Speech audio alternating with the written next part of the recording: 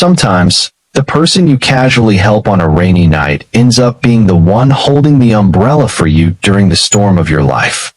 This is the story of a single dad who lent a hand to a stranger outside a locked apartment door, and unknowingly reopened the door to a past he had buried deep within his heart.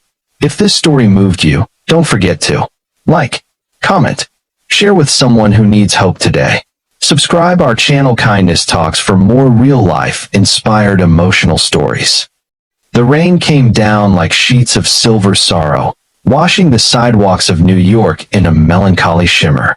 It was one of those evenings when the city felt too fast, too cold, and too indifferent.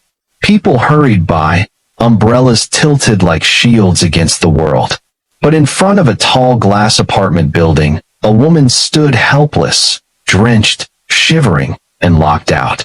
Olivia Hayes, 35, CEO of a rapidly growing wellness company, had forgotten her keys inside her penthouse apartment. Her assistant had left early. Her phone battery had died, and the doorman was mysteriously off duty tonight. "Perfect," she muttered, pressing the intercom button again and again. No answer.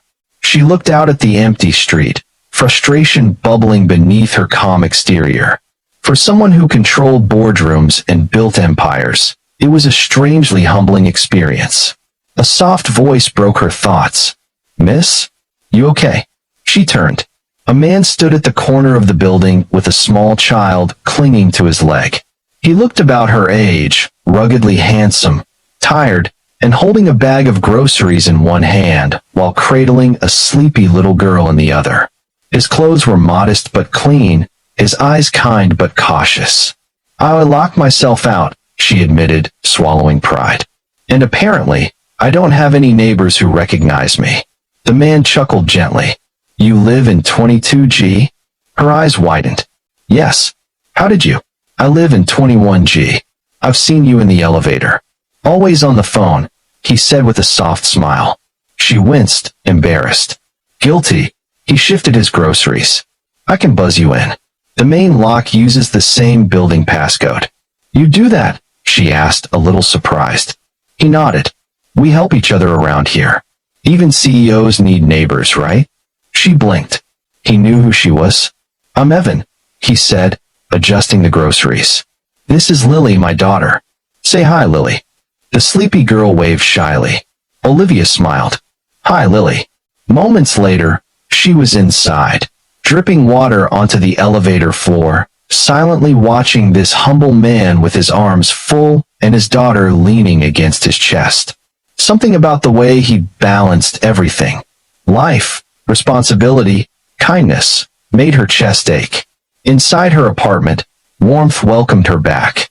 Yet she found herself glancing through the peephole after the door closed, watching Evan walk down the hall to his door.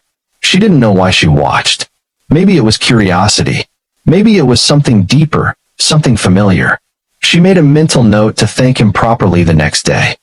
The next day, Olivia sent Lily a small gift, a box of art supplies, and a thank you note for letting Daddy be a hero. To her surprise, Evan knocked on her door that evening, holding the box. "You didn't have to do this," he said softly, handing it back. "But I wanted to," Olivia insisted. He hesitated. "I can't afford to make my daughter feel different. She already asks why we don't live like other people. I don't want her to think kindness comes with strings or charity." Olivia's heart cracked at the honesty in his words. It wasn't charity. It was gratitude. They ended up talking at her doorway for nearly an hour. Over the next few weeks, the conversations grew longer. Their doors seemed to open more easily, and so did their hearts. She learned Evan was once an architect who left his promising firm after his wife died during childbirth. Lily was his anchor.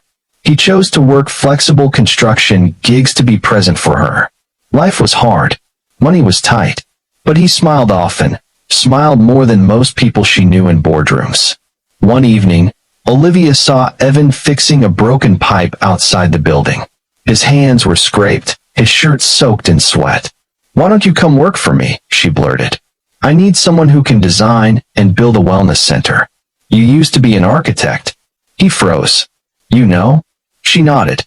I looked you up. Evan shook his head. I can't go back to that world. It nearly broke me. I don't belong there anymore. Maybe not in the boardroom, but in the field, on your own terms, you do belong. He looked at her for a long time, and then said the words that made her chest tighten. You sound just like someone I used to know. That night, Olivia couldn't sleep. His words echoed inside her skull, and when she dug into her past, a truth unraveled that left her trembling. She opened a long-forgotten folder on her laptop, an old email account she hadn't checked in a decade.